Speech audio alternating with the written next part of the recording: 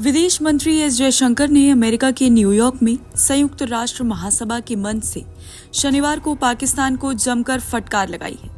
पाकिस्तान के पीएम शहबाज शरीफ ने एक दिन पहले हुए भाषण में कश्मीर का मुद्दा उठाए जाने पर पलटवार करते हुए एस जयशंकर ने कहा है कि मैं बता दूं कि कश्मीर को लेकर भारत पाकिस्तान के बीच मुद्दा सिर्फ पीओके है। हमारे बीच हल होने वाला मुद्दा केवल ये है कि पाकिस्तान के कश्मीर पर अवैध कब्जे को खाली करना है। We heard some bizarre assertions from it at this very forum yesterday. So let me make India's position perfectly clear. Pakistan's cross-border policy will never succeed, and it can have no expectation of impunity. On the contrary, actions will certainly have consequences.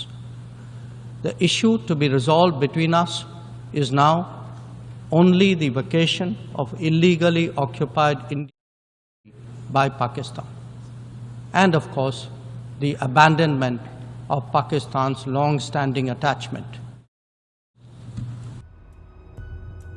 विदेश मंत्री S Jaishankar ने पाकिस्तान को बुरी तरह से लताड़ते हुए उसे दूसरों की जमीनों पर नजरें गड़ाने वाले एक बेकार देश करार दिया है। एस जयशंकर ने कहा कि ऐसे देशों को बेनकाब करते हुए उनका मुकाबला किया जाना चाहिए।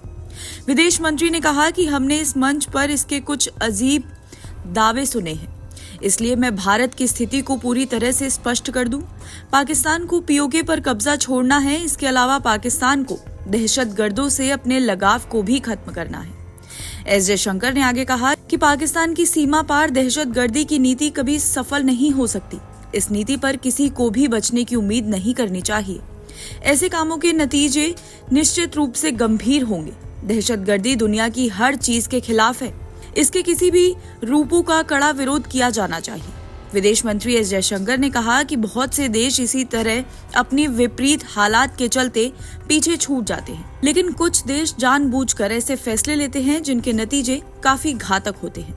इसका एक बेहतरीन उदाहरण हमारा पड़ोसी देश पाकिस्तान है। दुर्भाग्य से उनके कुकृत्यों का असर दूसरों पर भी पड़ता है, खासतौर पर पड़ोसी देश इसका शिकार होते हैं।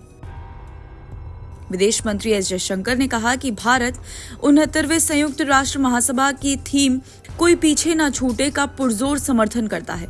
उन्होंने ये भी कहा कि इसलिए भी जरूरी है क्योंकि हम यहाँ एक कठिन समय में जमा हुए हैं। दुनिया अभी भी कोविड महामारी के कहर से उबर रही है। यूक्रेन में लगातार युद्ध चल रहा है और गाजा में भी 1 साल से संघर्ष जारी है। एस जयशंकर ने कहा कि दुनिया आपसी संघर्षों से ध्रुवीकृत और निराश है। आज के समय में बातचीत और समझौते मुश्किल हो गए हैं। मुझे नहीं लगता कि ये वैसा है जैसा संयुक्त राष्ट्र के संस्थापक चाहते होंगे।